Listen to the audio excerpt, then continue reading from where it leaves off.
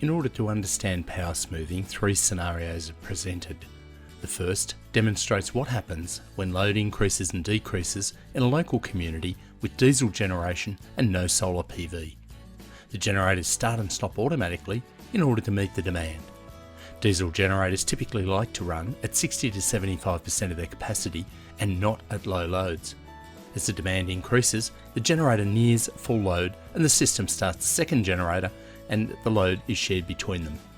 Sometimes different sized generators may be installed, allowing them to be started and stopped in varying sequences to try and make each generator run around 75% load. In the first scenario, there are two generators. One is running with a small load, in this case represented by washing. A few houses start their washing and the load increases and drives the generator towards full output. Eventually the second generator starts up and they share the load. Once the washing is finished, load reduces and the generators sequentially shut down. We now examine what happens when someone installs a PV system on their house, as is normally done around the world. In the normal grid, the load is diverse and it doesn't have a huge impact on the grid, though it does have some. In this case, the effect is very localised, so now the generators not only have to cope with starting and stopping due to changing load. In a very small area, say within a town, if a cloud came across and covered the sun, all the PV systems will reduce their output almost together.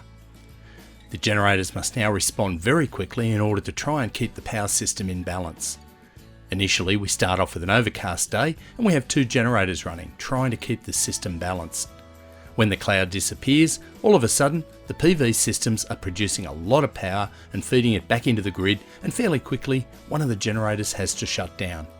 Now, as soon as it shuts down, another cloud arrives, and all of a sudden, we've now got that one generator trying to cope with a sudden overload, and so we have to bring the second generator back online.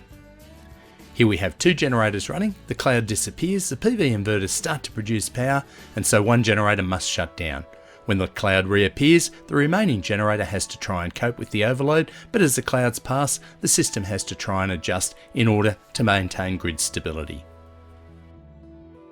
Finally, we move to an animation which shows the effect of power smoothing and how this can help enhance the operation of generators in a small community. Just like before, we have a load coming and going, but in addition, with solar PV systems, we also have clouds causing the sun to appear and disappear. This causes even greater fluctuation in the power supply. In order to reduce the impact, we need a battery and another inverter, which together are designed to take up the slack, so that as the sun comes and goes, the battery charges directly from the PV system and later exports to fill the gap. This cushions the impact on the grid. It must be designed to take a very long time, 12 minutes in fact, to go from full output to zero output. That's more than enough time for the control system and the generators to adjust and maintain grid stability. Here we see a bright sunny day. The PV system is producing lots of energy, then a cloud arrives. This new inverter now feeds power to the grid, and when the sun comes out again, instead of the PV system feeding back into the grid, the energy is directed to charge the battery and slowly release back to the grid.